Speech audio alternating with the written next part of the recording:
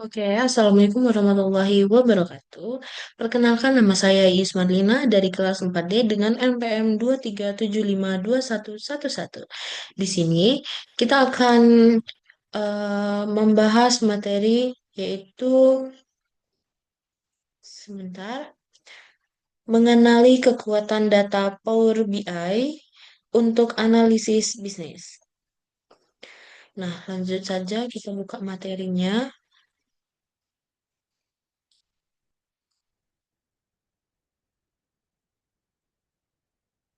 Oke.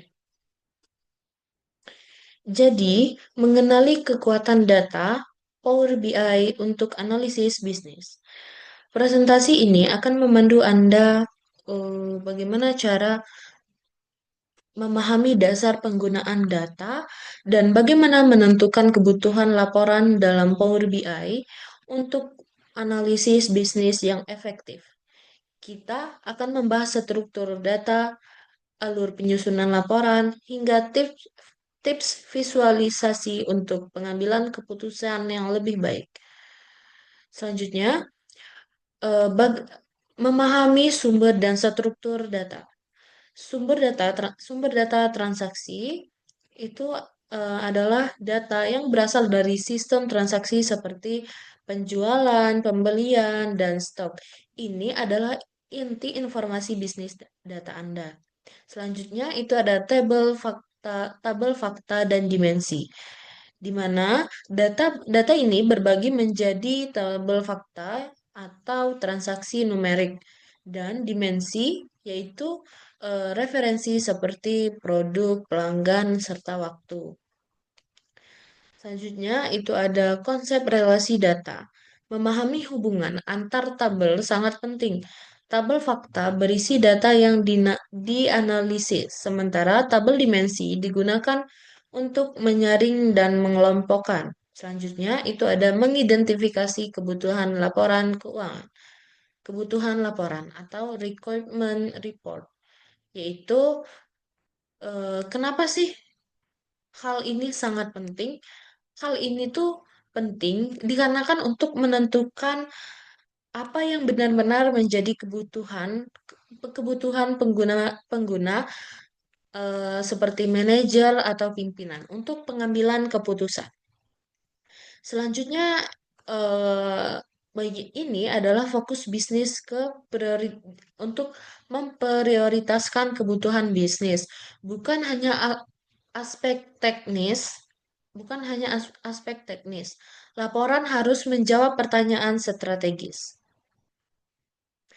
Contoh dari pernyataan ini atau pertanyaan ini kayak seperti berapa sih total penjualan per bulan? Kayak berapa produk terlarisnya itu apa, serta wilayah-wilayah yang paling menguntungkan itu wilayah apa dan di mana. Selanjutnya, alur penyusunan laporan Power BI itu yang ada yang pertama, identifikasi kebutuhan, yaitu fahami pertanyaan bisnis yang harus dijawab pada laporan tersebut. Selanjutnya, cek ketersediaan data. Pastikan data yang dibutuhkan tersedia dan siap untuk digunakan. Selanjutnya itu ada model data, yaitu strukturkan data dengan relasi yang benar antar tabel. Dan untuk yang terakhir itu ada desain visualisasi, yaitu pilih pilih jenis grafik dan tampilan yang benar-benar efektif. Selanjutnya em, memuat memuat dan menghubungkan data di Power BI. Profesi ini adalah pondasi untuk analisis yang akurat. Data dari sumber eksternal seperti Excel atau database yang dimasukkan ke Power BI penting untuk memastikan data bersih dan rapi. Untuk yang pertama itu proses load data. Buka Power BI desktop, klik Get Data. Pilih sumber data, lalu muat tabel yang Anda inginkan. Teman-teman itu tinggal, maksudnya teman-teman ini eh, membuka Power BI-nya pada web web di desktop teman-teman sendiri. Lalu teman-teman klik yang dapatkan data atau get data, pilih sumber data, lalu muat tabel yang teman-teman inginkan. Begitu ya teman-teman. Selanjutnya itu ada memeriksa struktur. Gunakan data view untuk memverifikasi isi tabel dan kolom. Perbaiki di Power Query jika jika ada inkonsistensi. Dan yang ketiga itu membuat relasi antar tabel.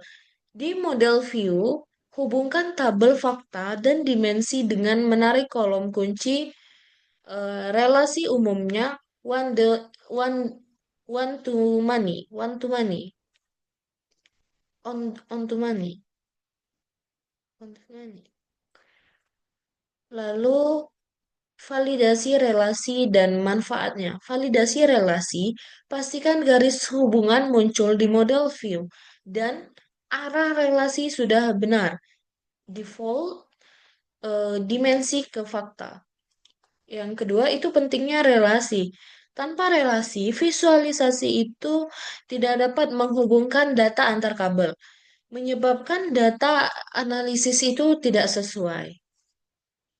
Dan yang terakhir itu ada interaksivitas dinamis, yaitu relasi memungkinkan slicer atau filter bekerja secara dinamis, memengaruhi semua visualisasi yang terhubung. Yang selanjutnya itu ada membuat tabel ringkasan atau overview table. Tabel ringkasan memberikan gambaran komprehensif data, cocok untuk analisis awal atau presentasi. Yang pertama, pilih visual. Gunakan visual lalu table atau matrix di Power BI. Yang kedua, tambahkan field. Masukkan kolom seperti region, produk, kategori, dan total sales. Bagaimana ini? Apakah tergambar di benak teman-teman ketika membuka Power BI tersebut? Dan yang ketiga itu gunakan fitur summaries. Power BI akan otomatis meringkas nilai numerik atau sum, average, atau sortir dan format angka agar rapi. Ini maksudnya teman-teman mengklik summarize ini biar menentukan teman-teman ini uh, ingin dari angka terkecil ke terbesar atau terbesar dulu baru terkecil. Fitur itu digunakan agar table yang teman-teman buat itu tersusun dengan rapi. Selanjutnya, menggabungkan table, join table untuk analisis harga. Yang pertama, membuka dan memuat data. Gunakan table sellers atau transaksi dan item price atau harga produk. Selanjutnya, membuat relasi atau join. Di model view, hubungkan kolom kunci yang sama, misalnya item ID dari sales ke item ID dari item price. Selanjutnya itu menggunakan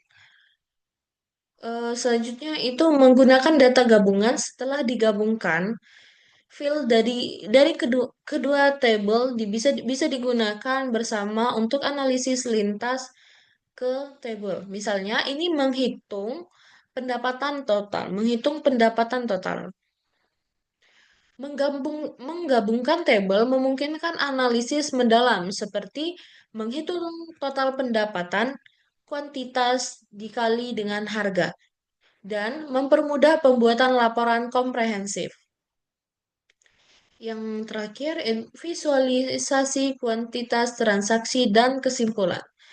Halaman halaman khusus kuantitas transaksi membantu memahami produk terlaris dan tren penjualan berdasarkan waktu. Yang pertama, eh, tambah menu halaman baru. Buat halaman terpisah untuk analisis kuantitas transaksi. Dan yang kedua itu visualisasi grafik. Gunakan close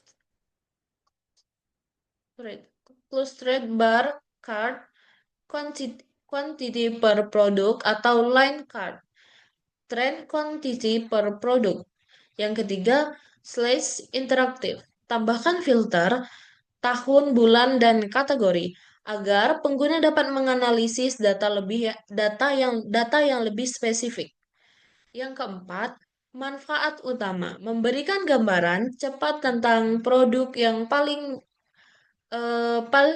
sering ditransaksikan, mendukung pengambilan keputusan manajemen. Lalu bagaimana sih kesimpulannya?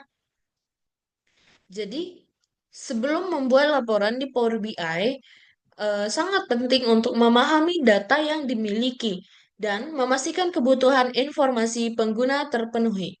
Laporan yang baik harus mudah dibaca, relevan, dan mendukung pengambilan keputusan bisnis.